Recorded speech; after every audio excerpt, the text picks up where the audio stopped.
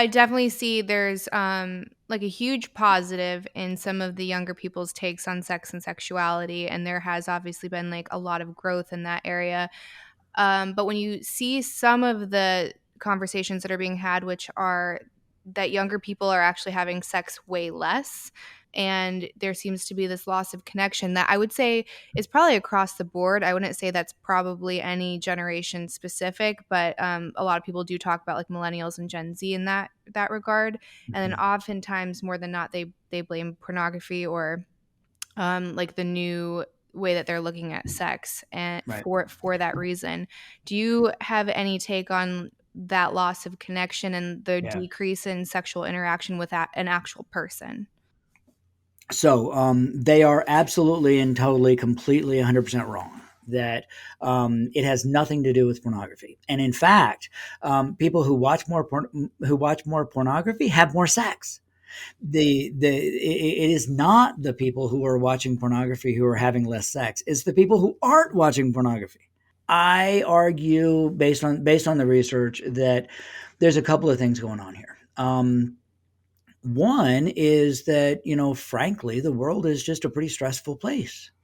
So, for instance, if you remember a couple of years ago, it started the pandemic.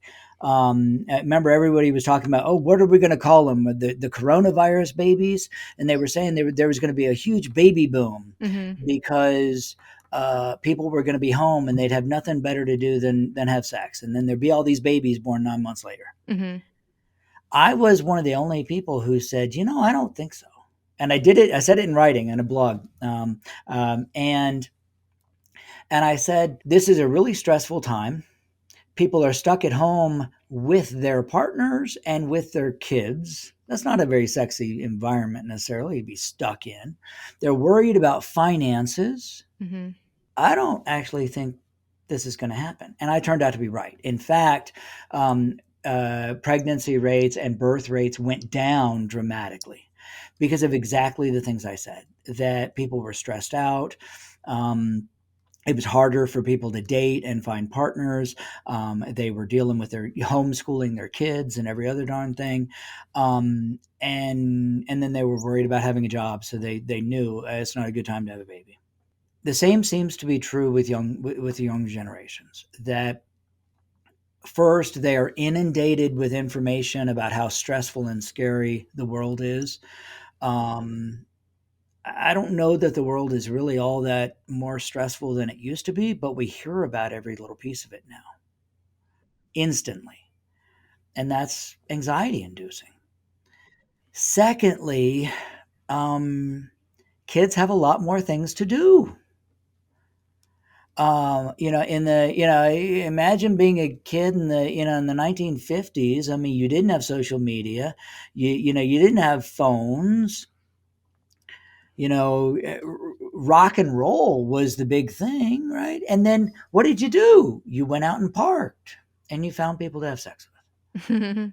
Now kids have so much other stuff to do: video games, social media, reading this, podcast, every other. And I'm not blaming you. I'm not holding you and your podcast responsible. But are there some people that, rather than getting busy with their partner, they're listening to your podcast? I mean, think about the couples that lay down in bed and they're both looking at their phone until they're tired and they lay their phone down and go to sleep. Well, if they didn't have their phone, they didn't have all that other diversion. Would they be getting busy as something to do? Got it. That, we think, is one of the big factors. And then, frankly, I mean, we're still teaching kids, to be afraid of sex. And I think that also this decrease in sex is part of that consequence. Hmm. Yeah, it's just that the boogie monster just keeps changing, right? So now Right. it's a lot of it's gonna steal your masculinity is the one I see the most. And Yeah, it's gonna gonna give you yeah, ED and all of these yeah. horrible things.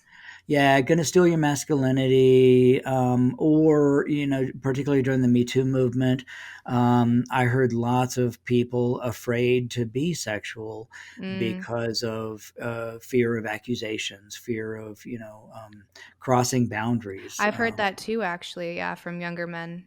Yeah, and like you mentioned, neurotypical people. I mean, particularly during the Me Too movement, I heard from a number of patients that were on the spectrum, one form or another, and they said, I'm being told that even if I say yes, you should pay attention to my cues that actually I mean no. Yeah. And the guys with autism are saying, I can't do that. Can't read cues. I can't read those cues. Mhm. So it's that fear. Yeah. I mean, I refer to the modern media as the anxiety industry. Their job is to make you feel nervous. And, sexual anxiety is a really easy target. It's really easy to make people sexually anxious.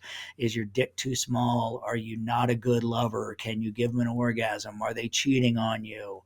On and on, are they going to give you an STI? Everything. It just, sexual anxiety gets in the way of being turned on. Absolutely.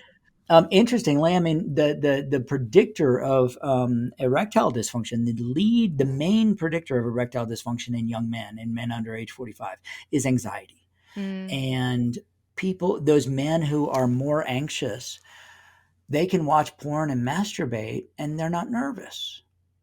But then they go to have sex with a partner and they feel nervous because now they've got to worry about her or his needs. They've got to be mindful about their sex. They have to be cautious and careful about how they touch them. They can't just be selfish. Mhm. And it brings up that anxiety. Am I a good lover? Can I make them come? Yeah. And then they don't get hard. Mm. It's because of the anxiety, not the porn. Yeah, that all makes sense to me, and it seems really self-evident. So my advice, and obviously I'm not a guy and I am not a medical professional, but I would say to start to filter out those anxiety-inducing flat like triggers, right? So if you're following these manosphere accounts or like these social media accounts or news accounts, oh my goodness, my phone, I'm sorry. To unfollow those and maybe start looking for influences that make you feel a little bit better, that are maybe Yeah, evidence backed instead of emotionally backed. I think that's a good place that's to right. start. Yeah, asking yourself what kind of man you want to be and why, Mhm. and how, what kind of lover you want to be. Mhm. Um, uh, I when I see guys, and I actually treat a number of folks that struggle with porn-induced erectile dysfunction, which is bullshit. They're overwhelmingly men dealing with anxiety.